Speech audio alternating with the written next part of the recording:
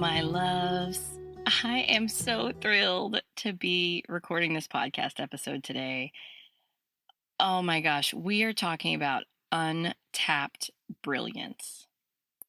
We are all innately gifted, talented, blessed, and designed to live out our soul's purpose.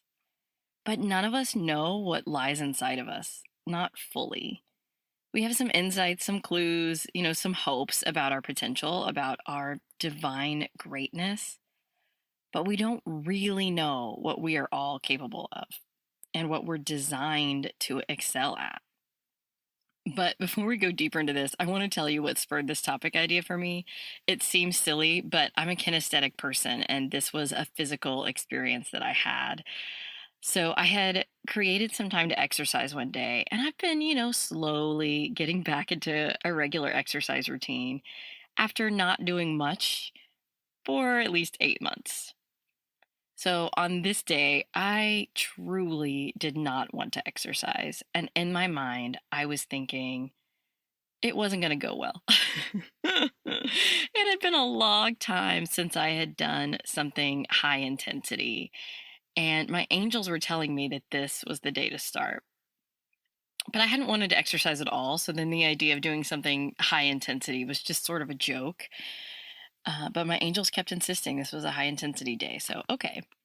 So I tell myself, I'm just going to try it. I'm probably not going to feel strong. I'm probably not going to feel energetic, but I'll just show up. I'll try it and, see what happens.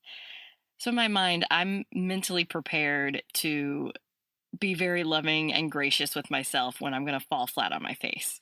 I'm like, this is not going to go well. I'm going to feel weak. It's going to be terrible, but I'm just going to show up. It's going to be fine. Well, I started to exercise, and imagine my surprise when I had a whole reserve of energy and an amount of strength that I genuinely did not know was there. I mean, energy, you guys. I went from wishing I could lay down on the floor and take a nap to jumping up and down, lifting weights like it was as easy as breathing out and in. My response to this exercise was not a one-time special occurrence because I was following my guidance. It was the natural course of events. It was in alignment with my highest good. It was what my body needed to do that day, and my body rose to the occasion. I had always had the energy and the strength to do that workout, but I didn't know it until I tried. And this is how I came up with today's topic of untapped brilliance. There's so much inside of us. There's so much potential. We are divine energy incarnate. And if we haven't given ourselves a chance to shine, then there is material inside of us that has not had an opportunity to manifest. And we won't know it's there until we put ourselves into situations that would allow that brilliance to be born. The reserve of energy I needed to exercise would never have been accessed if I had chosen to sit at my desk instead of working out. Remember, we are given everything we need in order to achieve what is ours to do. Either we're born with it or we're given the ability to receive it and to learn it. There are no roadblocks to us living out our life purpose besides our own thoughts and our own ego. We have the brilliance, the innate gifts, and the talents to live our life purpose. I genuinely believe that. Sometimes discovering a talent, a gift, a reserve of energy, it can help us find our path. This happened with me and mediumship. I knew I was a channel, but I had never tried mediumship. I mean, I was always interested in it. I always knew it was a real thing, but it never occurred to me that I should try it until one day another channel told me that I was a medium and that I should be doing readings for people. So I tried it, started doing readings for people. And guess what? I have an innate skill for mediumship. I never would have known it had I not tried. Yeah, I mean, I had some clues. There was some signs here and there, but it wasn't like there was ever an angel that walked into my house and said, "P.S. Amy, you're a medium, so why don't you hop onto that?" I had to discover it for myself. And the act of discovering it, the act of stumbling upon and developing my skills, has only increased my buy in that this is my purpose in life. Because no one just handed me the role, because I was a part of the co creation process, it eases the work I have to do on my brain when I have times of doubt. So sometimes the gifts that are inside of us are not our life purpose, but they're related. Perhaps you're a gifted public speaker, but that's not your role in life. That skill is still helping you in meetings, with conversations, perhaps with your kids. So, all of the talent and innate divine greatness inside of us longs to be expressed. When we live that greatness, however impressive it may or may not be, that is embodying the divine. That is giving God a chance to exist through you, utilizing what's inside of you, whether it's a gift for mediumship or the energy needed to exercise. Using the gift allows you to be your best self. So, what does this mean? It means follow your instincts when there are new opportunities. When you have no reason to believe you'd be good at something, but you feel a calling to do it, then just try. Worst case scenario is you learn what's not for you and what not to spend your time on. I actually have another example for this. Back to me and physical stuff. When I was young, I loved sports. I loved using my energy that way. I loved the competition. I loved the process of being on a team and cheering other people on. As a kid, I played, all sorts of sports, and it quickly became a choice point for me about which sport I was going to focus on and make time for, and which I was going to, allow to not be a priority. And then I tried basketball.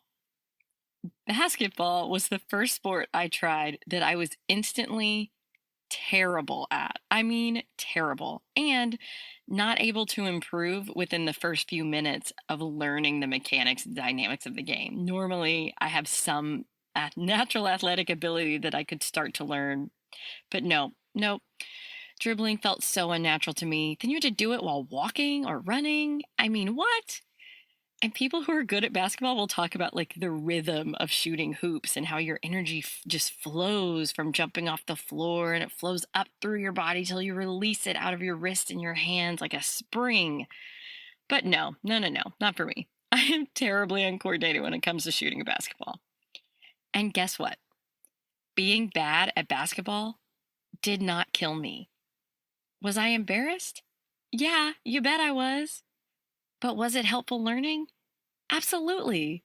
So now I know basketball, not going to be my sport, not going to spend my time on it. I'm going to finish out the season because I made a commitment, and I'm going to learn what it's like to be the worst on a team.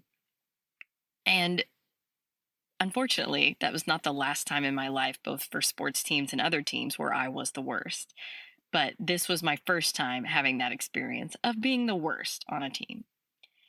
And I'll be grateful that I get to have that experience, and then I get to move on. So, the worst case scenario about putting yourself into new situations is that you learn.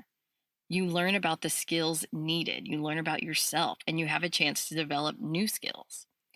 I was young in this basketball story, so I learned how to watch other people play and how to cheer them on. I learned how to sit out a lot. I learned how to not play at all during a whole game. And those were good skills to have. I got comfortable sitting on the bench. And as you get older, that can be more and more likely, both in low stakes and high stakes situations. I learned how to be part of a team, but only play a supporting role. I learned how to be invested in a team outcome, even though I wasn't a contributor. Not really. I learned that supporting teammates when I don't know how they're doing what they're doing is challenging. And I learned that whole skill set that was planted within me at such a young age.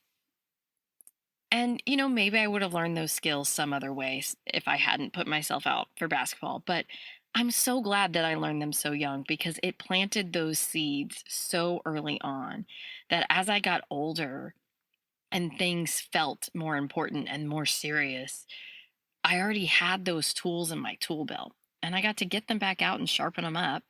But the seed had been planted. So when you put yourself out there to discover what you're capable of, what you're brilliant at, you will learn. Maybe you'll learn your life's purpose or some skill that's going to help you be better at what you most want to do. Or maybe you'll learn what you don't want to spend your time on.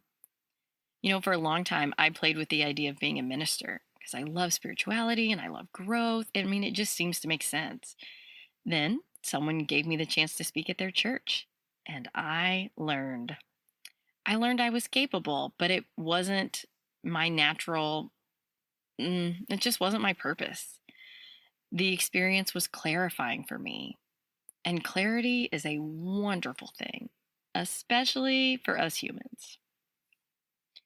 So show up for yourself, loves. Be afraid if you're afraid, but show up. Try new things. Follow your instincts and your callings. If your angels are telling you to try the high intensity workout, try the high intensity workout. It might lead you to fall on your face or to learn some new skills, or it could lead you to your brilliance. You are divine energy. There is immense potential within you to be a light in the world, to be God in action. Go try new things and discover more about yourself. Allow this process to help you develop your intuition. Allow it to help you fall in love with yourself and with the divine source that is expressing in you. Go be brilliant. Go be brilliant. Go tap into what's there, just lying in wait, just waiting to express in the world. Have a beautiful day, my loves. I will see you next week.